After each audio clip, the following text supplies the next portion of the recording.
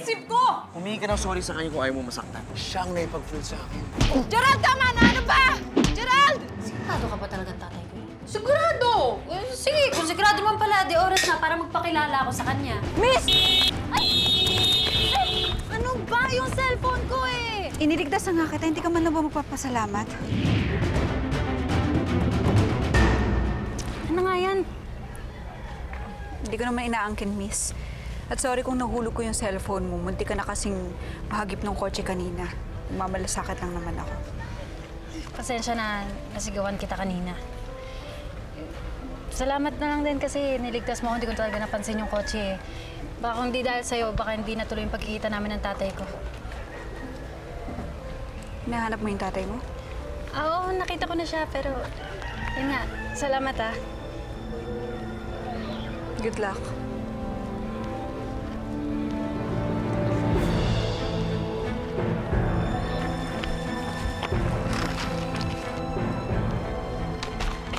Pagod naman itong bait-baita na to. Buti na malapit ako sa bahay ng tatay ko.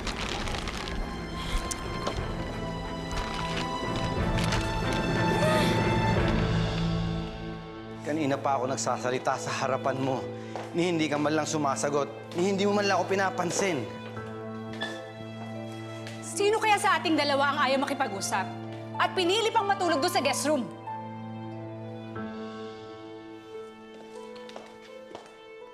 Minda, makinig ka sa akin. Ayokong humaba pa yung pagtatalo natin, kaya mas pinili kong lumayo. Renato, nag-promise ka sa akin. Sabi mo, hindi mo hahayaang matulog tayo na magkagalit tayo. Ayusin natin lahat ng problema natin. Paliwanag lang naman ang hinihiling ko sa'yo.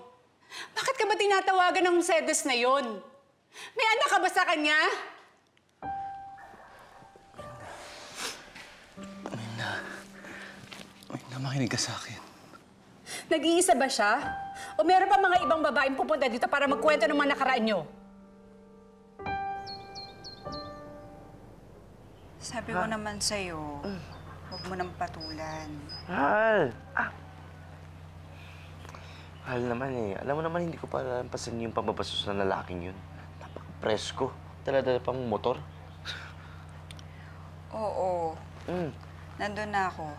Pero hindi naman ibig sabihin nun, makapagbasagan ka na ng mukha sa kanya. Hal, mukha lang nabasag sa amin. Pati doon sa lalaking yun. Itong mahal mo, gwapo pa rin. Aray ko. Dito pala yung future na manugang ko ah. Tay. Tay, hindi future, Tay. Itatanan ko na to. Maigi kung ganun, para magkaapo na ako. Naku, Mang Fred, huwag po kayo nagpapaniwala dito kay Gerald. Paano ba yung mukha niyan? Nagpaka-action star po.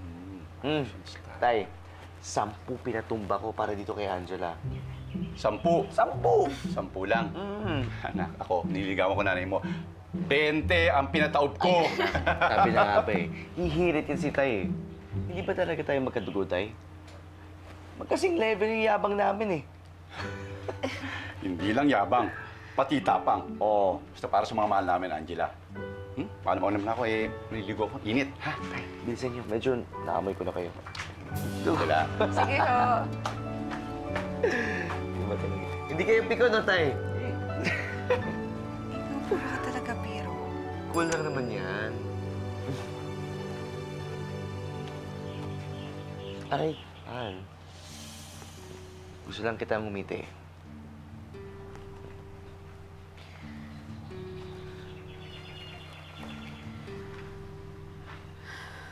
Gerald, paano naman ako ngingiti? Kung mukhang may problema sa bahay.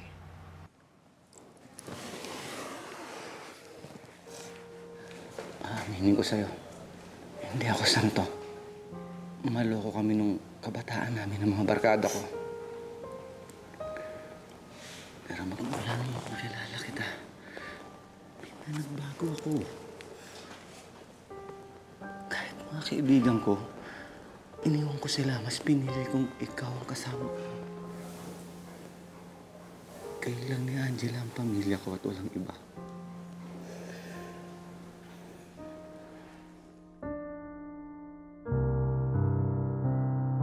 gusto mo, Hal, samahan na lang kita sa pagkausap sa daddy mo.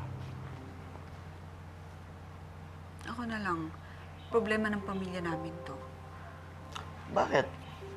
Future family member naman ako, ha? Yan ka na naman sa kalokohan mo. Hindi pa nga natin naaamin sa kanilang boyfriend na kita eh.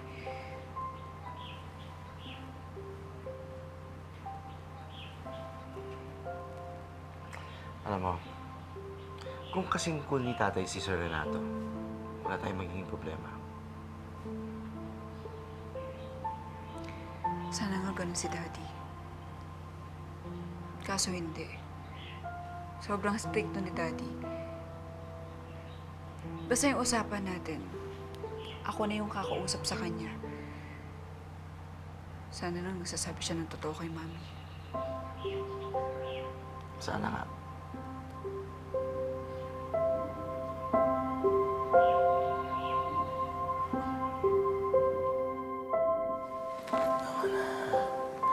Tumingin ka sa akin. Naalala mo ba yung sinabi ko sa'yo? Nung araw na magkakilala tayo. Simula nung araw na yon, sinabi ko na sa'yo lang ang puso ko. Ang buhay ko. Ang pagkatao ko. Pangako yun. Na hindi ako bumitaw sa salitang yon. Hindi ako bumitaw kahit minsan.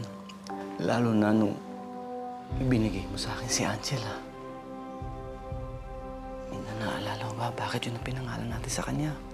Dahil ang sabi mo sa akin, siya ang guardian angel ng relasyon natin. Siya ang guide natin para hindi tayo maligaw ng landas. Hindi. Hindi nangyari yun. Hindi ako naligaw na landas. Mula nung dumating ka sa buhay ko, kaya ni Angela, wala na akong kailangang iba. Ikaw lang at ang anak ko. Kaya lang.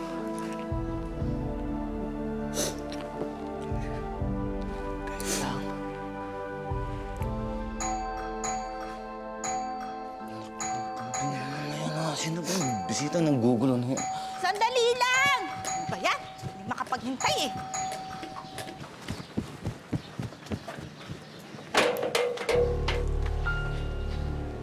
Sino po sila? Ang future amo mo. Po? Nandyan ba si Mr. Renato Alonzo? Nahiligo muna ako. Nahiligo na ako sandali. Oh. Bakit po? Pinupunta kasi ako ng nanay ko dito. May importante lang ako sasabihin kay Mang Renato. Ba't nagpapaalam ka pa sa akin? Siyempre, kasi pagkatapos ko maligo, susundan na natin si Angela. Hindi mo pa yung nais masundan si Angela. Dalaga na yung anak mo. Eksakto! E di may mag-aalaga sa baby natin si Ate Angela. Sandali lang po. Sino nga ulit sila? Lucille, anak ni Cedes. Sandali lang po.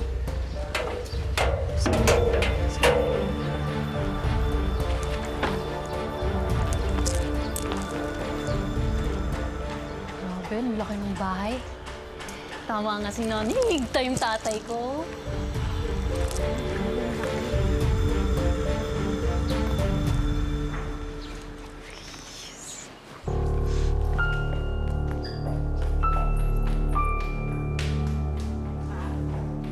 Sino yung nag-doorbell, Manang? Bisita daw po ni si Renato.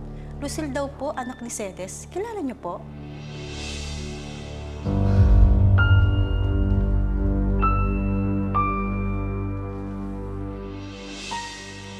Grabe, ang laki talaga ng bahay. Ang ganda pa. Samantalang kami ni Nanay, siksikan doon sa inupahan namin. Di bale. Siguro naman pagkatapos ng araw na ito, nakatikim na ako ng buhay ko.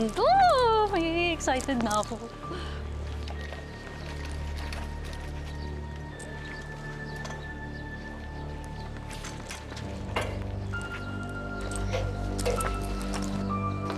Magandang araw ho. Magandang araw din sa'yo. Kayo ho yung asawa ni Mang Renato? Oo. Anak ka daw ni Cedes? Opo. Paano mo nalaman tong bahay namin? Ah, tinuro po sa akin ng nanay ko kasi sabi niya, dito daw nakatira yung tatay ko eh. Anak ko kasi ako na asawa niyo.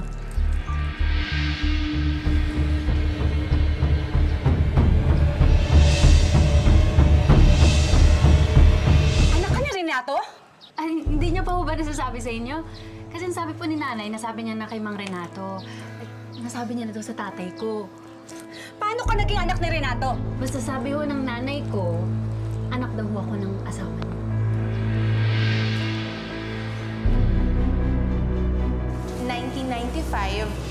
Hotel Royal, room 203. Birthday mo nun, Renato. Cedes, Mercedes Bermudez. Pero, lovely yung ginamit kong pangalan nung makilala ko ang asawa mo, Mrs. So ano na, Renato? Siguro naman, si Lovely na alala mo na.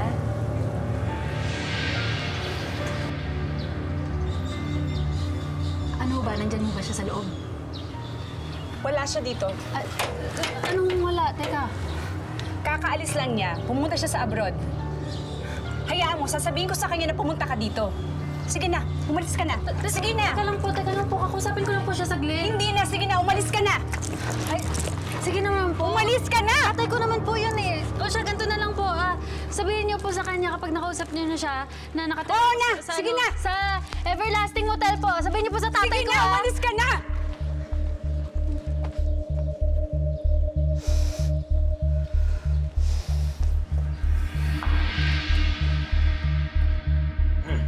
Renato! Talaga to si Mindaw, hindi mapaghintay. Wait lang, mahal! Madali ka, ha? Excited ka. Okay, I'm ready. Renato! Yes, mahal. Gusto mo sabay na lang tayo? Ano bang meron sa inyo ni Cedes na yon?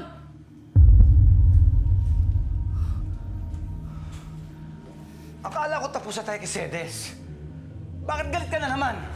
May babaeng pumunta dito. Lucille ang pangalan. Anak niyo daw ni Cedes. Ano ba? Paulit-ulit ka na lang nagsisinungaling. Ngayon, anong totoo? May anak ka nga ba kay Cedes? Wala akong naanakan, Minda. At kung sino man yung Lucille na yan, hindi ko siya anak. Wala akong anak sa ibang babae. Minda! Minda, please, mag-usap tayo. Minda! Minda, ang sabi mo, hindi tayo maghihiwalay kung di natin maaayos yung problema natin. Ano ba bang sikreto mo, Renato? Ilan pa ba babaeng naanakan mo? Minda, hindi ko kilala yung Lucille na nagpunta rito sinasabi mo. Baka mamaya pakanalang to ni Cedes. Baka gusto lang niya akong perahan. Kasi kung talagang anak ko yan, bakit ngayon lang sila lumitaw? Sana noon pa! Bakit bigla ka nagbabago na sinasabi? Kanina lang, panayan-dinay mo na walang nangyari sa'yo ni Cedes. Ngayon, sumasagi dyan sa isip mo na baka nga may anak ka sa kanya! Minda, kung ayaw mong maniwala, ha?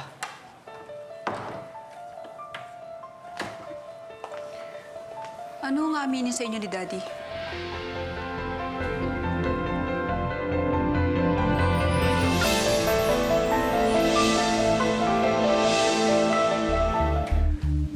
Minda, nasan daw siya? Sa Everlasting Motel. Pupunta ko siya. Ayusin ko to, Minda. Huwag na natin paalam kay Angela to. Mag-birthday siya. Huwag natin siya bigyan ng mga bagay na mag-aalala siya. Daddy, May konting problema lang. But nothing to worry about.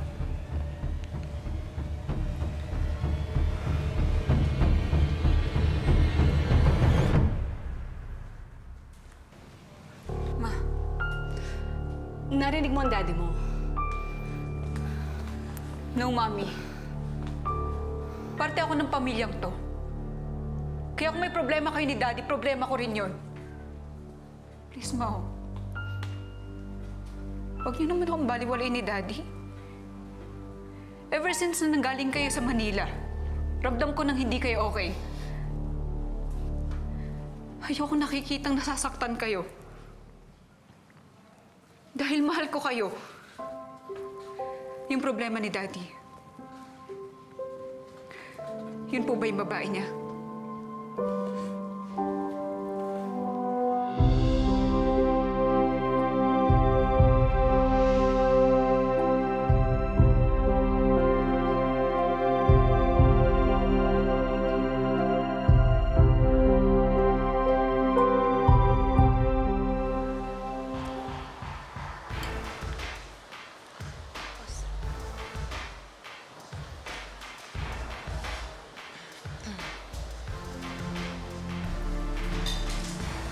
Hulaan ko. Hindi kasi nipot ng kadate mo, no? I'm waiting for a business meeting. Ang sarap naman niyang iniinom mo.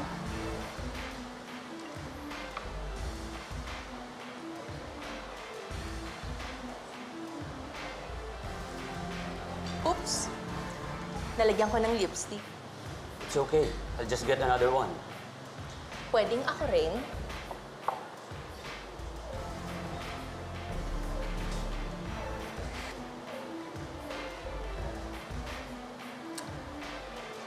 Alam mo, kung lahat ng lalaki kasing bait mo, hindi na sana ako broken-hearted ngayon.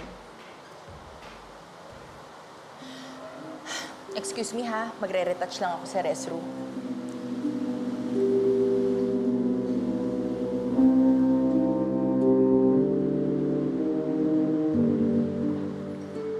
Sir, bill niyo po. Bill? Hindi ko pa hinihingi ang bill ko. Bill out na raw po kayo, sabi nung kasama niyong babae. Babae? Yung po kasama niyo. Bakit ang laki nito? Hindi ko in-order yung mga nandyan. Hoy, Lucille! Nakalibre na naman ng lunch ang mudra mo? Nay, tumawag ako kanina para ikwento yung nangyari sa'yo kanina. Hindi yung para sa kwento mo na nakakaloka mga pinagkagagawa mo. Eh, sorry na. Eh, sabi ko naman kasi sa'yo eh. Sabi na tayong pupunta dyan. Dedelehensya lang ako ng panggastos natin. Eh, wala. Nauna ka na. Eh, hindi na ako makapaghintay na yumaman eh. Oh, eh may napala ka naman ba? Wala.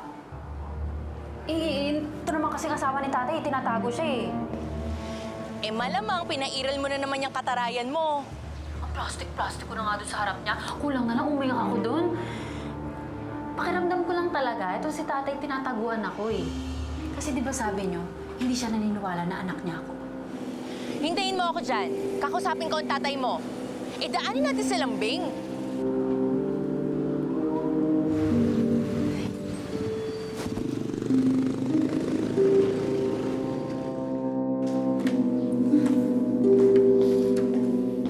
Umalis na ho si Daddy. Ano ba talagang ayusin niya? Pupuntahan ba niya yung babae niya? Walang babae ang daddy mo. Hanggang ngayon ba ayaw niyo pa rin sabihin sa akin kung anong problema niyo ni Daddy?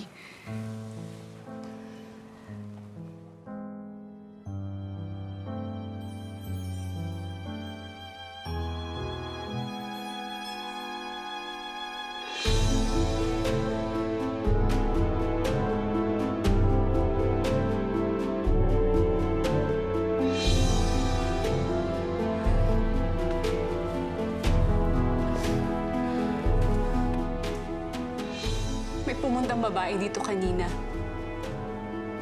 Anak daw siya ng daddy mo.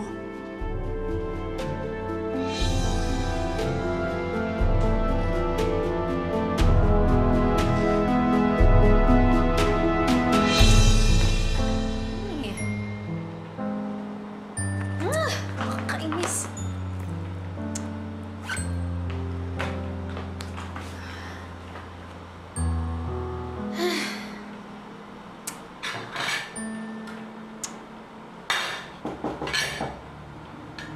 Sa wakas, umuwi rin si nanay after 48 years. Nay, Ikaw ba si Lucille? Tay, Mag-usap tayo. sabi na nga ba, hindi niyo matitiis eh. Kaya ba kayo nandito para pakilala na ako sa pamilya niyo? Totoo bang anak ka ni Cedes? Opo. Ang tatay mo? Sino ang tatay mo? Kayo ang tatay ko. Pinag-practicean mo ba yung sinasabi mo? Ano bang sinabi sa'yo ni Cedes para mapaniwala ka na anak kita? O baka naman may usapan kayo, nahati kayo kung ano man makukuha mo sa akin? Teka lang, hindi ko kasi maintindihan yung sinasabi niyo eh. Walang nangyari sa amin ni Cedes, kaya imposibleng maging anak kita. Posible raw na may anak sa ibang babae si Daddy. Eh, paano ka? Gusto mo puntahan kita ngayon sa inyo? Gabi na. Magpahinga ka na lang. Saka diba, hindi ka pa welcome dito sa bahay. Paano? Okay ka lang ba? Ewan ko ba? Hindi ko na alam kung sinong paniniwalaan ko, Gerald. Paano kung ito na pala yung simula ng pagkasira ng pamilya namin? Huwag ka na mag-isip ng ganyan. Di ba sabi mo sa akin? Para sa kami ng daddy mo, di ba? Kung sa akin nagtitiwala ka, dapat magtiwala ka rin sa daddy mo. E paano yung sasabing babae na anak raw niya? Kyle, pakinggan mo ako, ha? Maraming ganyan ngayon. Maraming nagpapanggap para mamera. Yung mga nagsasabi na kakilala ka nila para mangidnap. Ito na lang isipin mo, Hal. Sino paniniwalaan mo? Ang tatay mo na nakasama mo habang buhay? O ang taong biglang nang sumulpot sa buhay mo at sinasabi na anak siya ng tatay mo? Renato! Yuhu! Si Cedes to! Pasensya na ha, napasugod ako rito sa bahay niyo kasi pinagtataguan mo rin yung anak natin eh. Renato! Renato! Hoy, Renato! Lumabas ka dyan! Renato! Ayaw mo akong labasin, ha?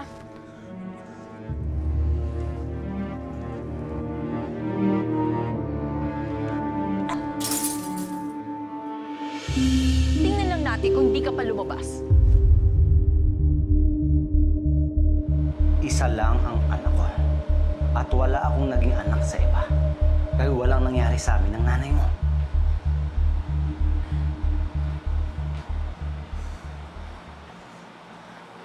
Bata pa lang hawa ko. Kayo na kasi yung tinuturo ni nanay na tatay ko eh. Kung kilala mo ang nanay mo, alam mong mahirap para sa akin na tanggapin na anak kita. Nay, bakit po wala kayong picture na magkasama po kayo ng tatay ko? Eh, kasi kinupit ko lang yun dun sa wallet ng tatay mo. Ho! Anak, total, pagtanda mo, malalaman mo rin naman eh. Kaya, mabuti pang malaman mo na habang maaga pa. Ano po yun?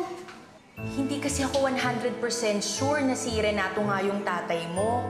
Kasi marami sila nung gabing yun eh. Marami? Ano po marami? Basta anak, ramdam ko talaga si Renato na yan ang tatay mo. Kaya, yun na lang yung paniwalaan mo, ha?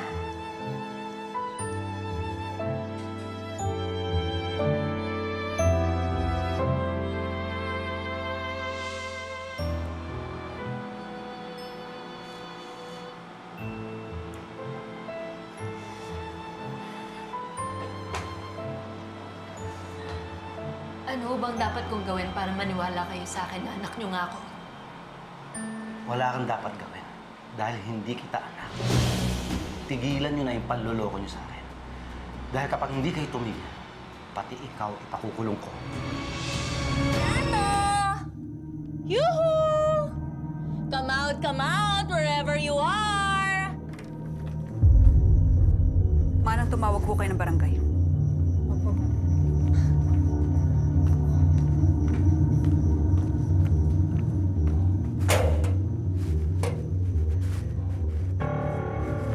Si Aling Cedes?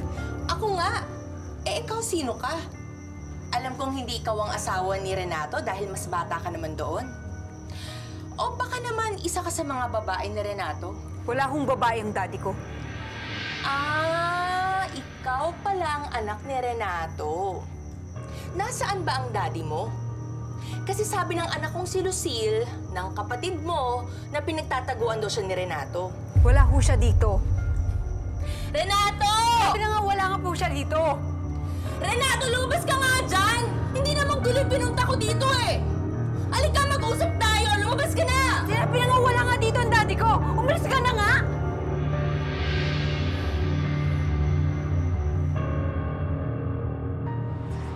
Teka lang ho. Huwag muna kayo umalis. Huwag niyo akong talikuran. Maniwala naman ho kayo sa akin. Totoo lahat ng sinasabi ko. Intindihin niyo po ako. Parang awan niyo na, please. Hindi kita bibigyan ng pera dahil hindi kita anak. Huwag mo akong tatalikuran eh.